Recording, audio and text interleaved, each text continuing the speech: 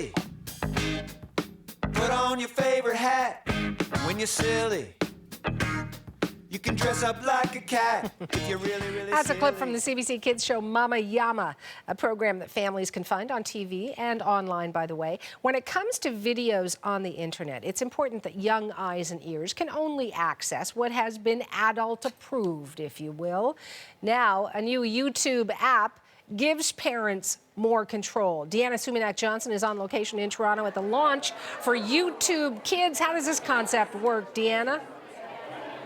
Well, so Hannah, I'm here at the headquarters of Google Toronto. Google, of course, owns YouTube, where a lot of happy little testers are around me who are testing out some of the games having to do with the shows that you will find on this app, on YouTube Kids app.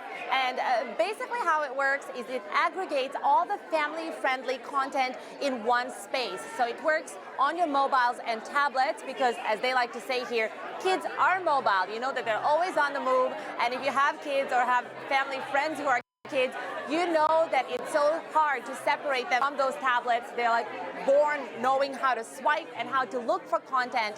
And this app is going to try to give them an opportunity and give their parents an opportunity to reach all kinds of kid-friendly content. We're talking about everything from, as you mentioned, CBC shows like Mama Yama, The Napkin Man, also shows like Thomas the Tank Engine, like Daniel Tiger, the National Geographic kids shows. Those are some of the shows kids are going to be able to find here. Some are in their full length, as you see them on TV, and some are sort of truncated in shorter version, more appropriate for tablets. But really, it's all the family-friendly content in one place.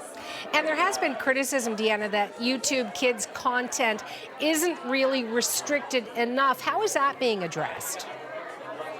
That's right, so Hannah. Well, this app actually launched in the States in February of this year. And since then, they have had time to tweak it and perfect it. And one of the criticisms that they faced from parental and consumer groups in the U.S. was that it was too easy for kids to sort of break free of this app and access some other content that isn't kid-appropriate, content having to do with alcohol or sexual content. Well, since then, they have been tweaking this, making it safer, making it easier for the parents to really restrict to what they want their kids to be able to search. I got a chance to speak to Angela Lin. She's the head of North American development for YouTube Kids. Here's what she had to say about these concerns. There's a parental control where you can turn search on or you can turn search off. So if a parent is concerned about what their kids can find and really want to limit the experience, they can limit their kids to just what's on the home screen by turning search off. What we found is that most parents actually leave search on because that preserves the magic of YouTube and their kids can find whatever they want.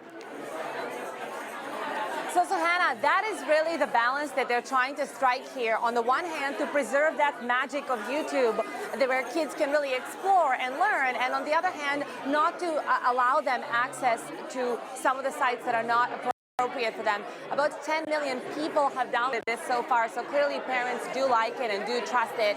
And we'll see how successful it is in Canada, but I can tell you it's pretty successful with the young testers that are behind me right now. All right, thank you, Deanna.